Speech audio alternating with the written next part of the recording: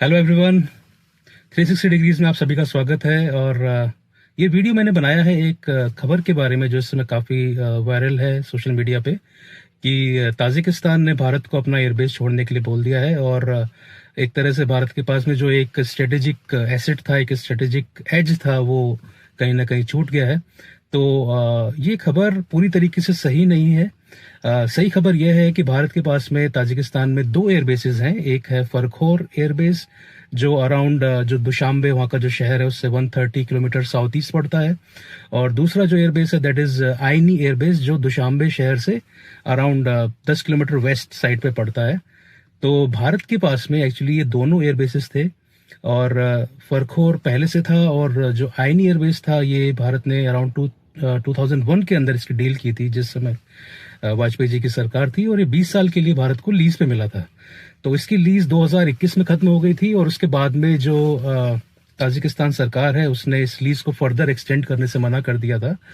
तो ये जो एयरबेस है आईनी एयरबेस, इसको भारत ने 2022 में खाली कर दिया था। वहां पर भारत ने कुछ समय के लिए अपने सुखोई 30 MKI जेट्स को स्टेशन किया था, जो ताजिक एयरबेस एयरफोर्स के साथ में मिलकर कुछ ऑपरेशंस या ट्रेनिंग्स, मेंटेनेंस वगैरह का काम वहां पे होता था। जहां तक फरखोर एयरबेस की है तो ये एयरबेस अभी भी भारत के पास में है। भारतीय एयरफोर्स वहां पे ताजिक एयरफोर्स के साथ मिलकर ऑपरेशंस करती है, काम करती है। और आईनी एयरबेस खाली करने का रीजन जो है वो अभी तक क्लियर नहीं है, लेकिन ऐसा बताया जाता है कि लीज जो है उसको एक्सटेंड करने से मना कर दिया गया था, क्योंकि भारत ने आईनी एयरबेस का जो यूज था वो नॉर्दर्न अलायंस के अगेंस्ट किया था। 2020-21 के अंदर आपको मालूम हो तो तालिबान का रिसर्जेंस का वो टाइम था, और उस टाइम पे तालिबान वाले थे वो पूरे अफगानिस्तान के अलग अलग शहरों पे कब्जा कर रहे थे। तो उस टाइम पे ऐसा बताया जाता है कि भारत ने आईनी एयरबेस का उपयोग करके नॉर्दर्न अलायंस की हेल्प करने के लिए काफ़ी ऑपरेशंस वहाँ पे किए थे, काफ़ी हेल्थ एंड रिलीफ मटेरियल्स या फिर मे बी वेपन्स भी सप्लाई किए थे। तो ऐसा बताया जा रहा है कि शायद उस रीज़न से जो पड़ोसी देश हैं, चाहे पाकिस्तान हो चाहे तालिबान भी उस समय पे था वहाँ पे, तो उनको काफ़ी रेजिस्टेंस का सामना करना पड़ रहा था नॉर्दर्न अलायंस की वजह से। तो ऐसा माना जाता है कि इन देशों ने कहीं ना कहीं एक प्रेशर बनाया था भारत के ऊपर और ताजिकिस्तान के ऊपर, और उसके बाद में ताजिकिस्तान ने ये एयरबेस की लीज को फर्दर एक्सटेंड करने से मना कर दिया था।